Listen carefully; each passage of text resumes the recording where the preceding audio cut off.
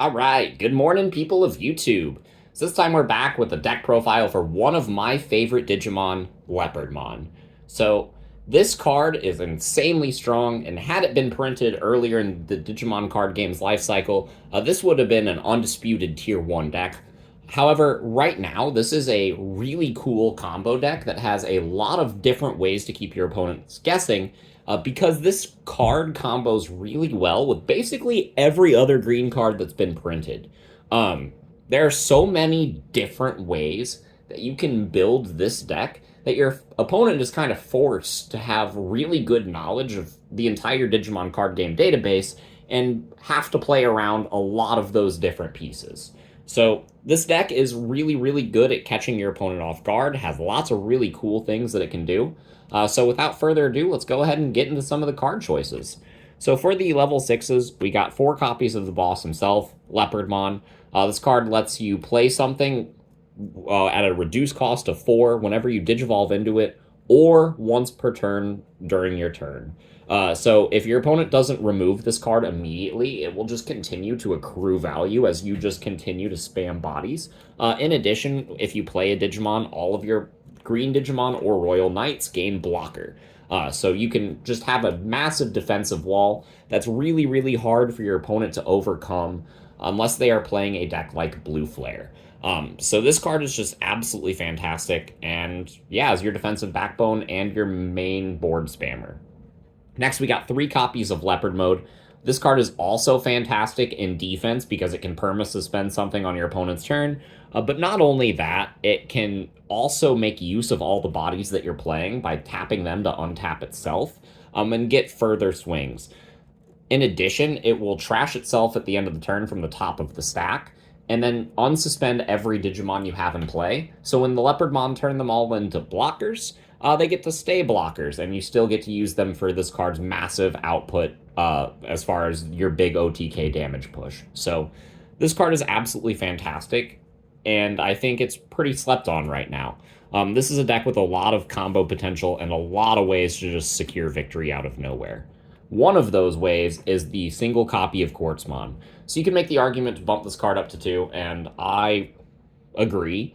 However, I'm testing this card at 1 right now because there are other cards in the deck that I wanted to test, and this card is absolutely fantastic. So if you're going into anything like Shine Gray or Blue Flare, which are some of this deck's worst matchups, this card will just steal you those games by making it so that your opponent can't swing with a Marcus, can't do anything, and can't give this card enough DP reduction to deal with it. So I absolutely do love the Quartzmon. And yeah, it steals you games that you could otherwise lose. So for the level 5s, this is the most common one that you're going to see in Leopardmon list, Ponyamon. The main reason for this is the inheritable effect to give something rush whenever you play a Digimon by an effect. Pretty self-explanatory when it combos, or how it combos with Leopardmon. Just being able to play bodies for free, give them rush, and then also if you Digivolve into this, you get to play a Tamer. This card kind of does everything that the deck needs it to. We have 2 copies of Miragegaoga. So this card is really neat because it has an inheritable effect that reduces a Digivolution cost by 1, which means whenever your Leopardmon goes into Leopard mode, you can make that free, or you can make Quartzmon even cheaper. So this card is absolutely fantastic. In addition, it has a sick on-play effect that lets you suspend something, or suspend something with 7,000 or less, and then perma-suspend something that is already suspended until the end of your opponent's next turn. So this card is really, really good at answering plays like Miragegaogamon, and you can just play it off of Leopardmon for just 3 memory. So those are going to be your main level 5s. I am playing a single copy of the Metal Tyrannomon from BT13. I used to be playing more of this, but in testing I started cutting this for the Miragegaoga. What this card does is just lets you control the opponent's security stack by letting you trash things. But also, if you play this, you can play this for 4 off of the Leopardmon's effect. And if you do, for every Tamer that you have in play, you get to suspend something and then perma-suspend something on your opponent's turn. Which is absolutely fantastic. However, it is dependent on the number of Tamers that you have. So early game, this card doesn't really do a whole lot. And cards like the Miragegaoga would be better, which is why I am doing the 2-1 split on these cards. I am playing one more level 5, and it is the limited copy of Argomon. This card's still fantastic. Digisorption to Digivolve for free is great, and the ability to spam rookies is in line with what the deck wants to do. So for the level 4s, we got 3 copies of Mikemon, or Mikemon, however you want to say it.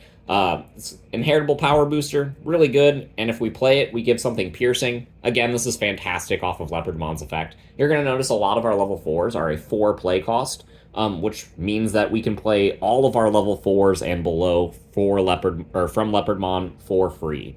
Except for a couple, and this is one of them. The 2 copies of the Tyrannomon. So this card is absolutely fantastic. It is just a 5 cost to hard play, which means off of Leopard it's just 1, which we can use to choke the opponent to 1 memory a lot of the times. It's another inheritable power booster, which is fantastic, but this card also just plays the Taiga from our hand for free, which is really essential for a lot of our combos. The only reason we aren't playing more copies of this card is because it really sucks to evolve this card in the raising area because of that 3 evolution cost.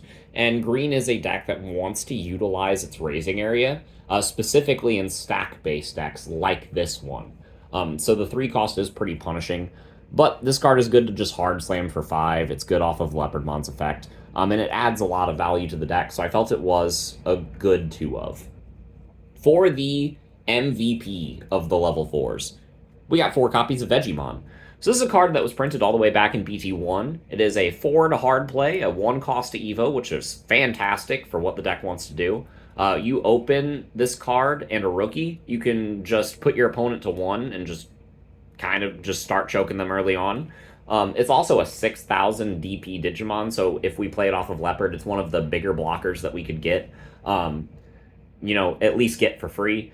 So this card fulfills a lot of niches in the deck, and it's just absolutely fantastic. It does everything that the deck needs it to, and for that reason, we are playing 4 of this one. We are playing a couple 1-ofs. We got the 1 of Rapidmon.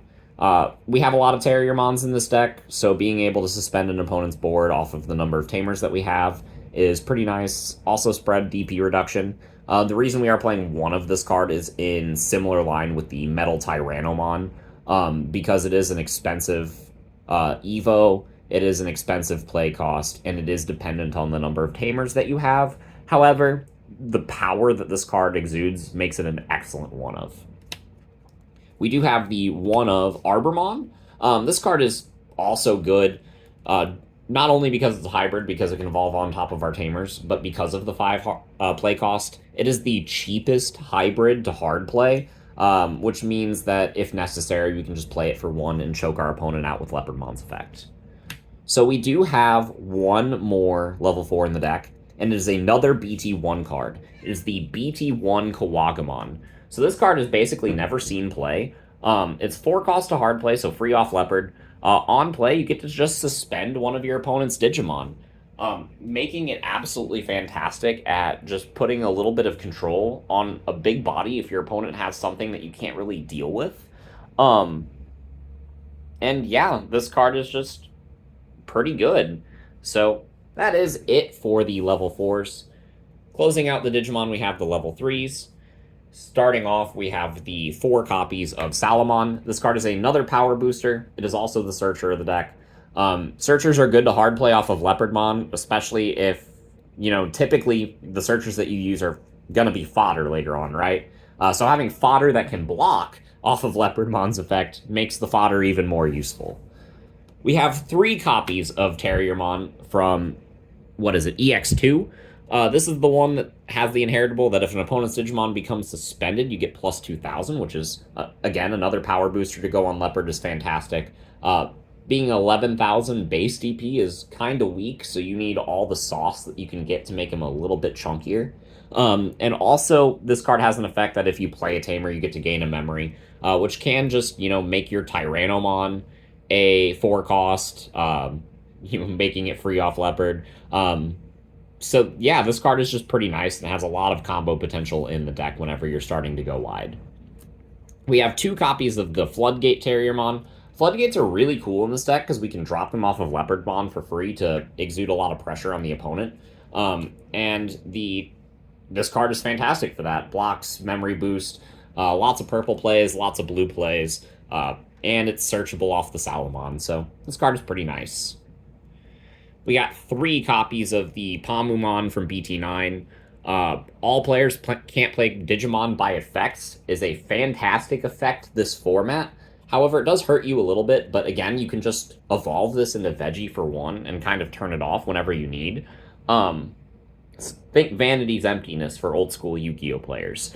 But Palmumon is really fantastic into Royal Knights, Jessmon, Bloom Lord, and many more. Like, this is just a fantastic floodgate, and I think it's necessary to play this card in some number, especially since you can just drop it off the Leopardmon and then continue to build in the back.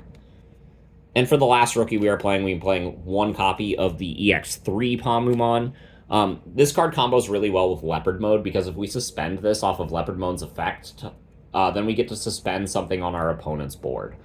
So that's pretty nice. I do like the 1 of Palmu.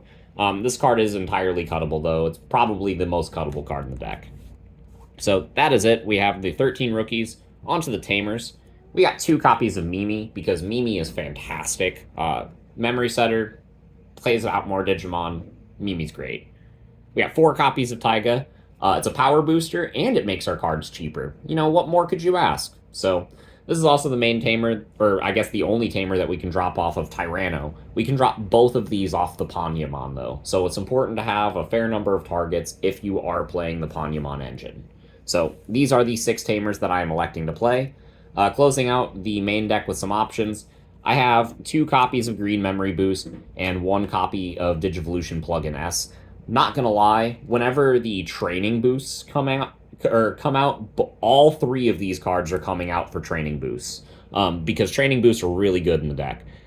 Being able to reduce a Digivolution by a lot is fantastic, and that's kind of the logic that we're going for with the Digivolution plugin S here, because we can just draw a card and then Digivolve into a Digimon that has a 3 Digivolution cost or less. So that's pretty nice. It's also a decent card to hit in security. And then Green Memory Boost lets us search pieces and gain memory for later on. But again, that's exactly what the training boosts are doing. And I think one of the things that hold this deck back right now is, 1, that Shinegreymon is the best deck, and we don't have a floodgate against that. And 2, that the training boosts are not out yet. But for now, I think these are the best options that we have in that slot. So for the Digitama, I am playing 1 Gummy and 4 Tanemon. There aren't really too many great options for the slot. You can go the BT1 Tanemon for extra DP. You could go the Pinamon if you swing over a Digimon to draw extra cards. I'm electing to play these because Tanemon lets us draw if we have a Tamer, so we're playing Tamers off of the Tyranno and the Panya, so that's pretty cool. And then we're suspending a lot of things with Gummymon, so that's also pretty nice. But again, if you have reasons for better green eggs, please leave them in the comments below, because I think this is the most flexible slot of the deck right here. But that's it for the deck profile. This deck has some bad matchups into, just Bloom Lord and Shinegreymon, but it actually has really good matchups into a lot of other decks. It's really strong into Royal Knights, it's really strong into Miragegaogamon, and there's just a lot of other decks that this can just catch a lot of people off guard with. So I don't think it's going to win any tournaments anytime soon, but it is a really, really fun rogue deck that can do well in tournament settings if you dodge your bad matchups. So we will have more Leopardmon decks on the channel, again, because it is my favorite Digimon, and a lot of different varieties to come. So stay tuned.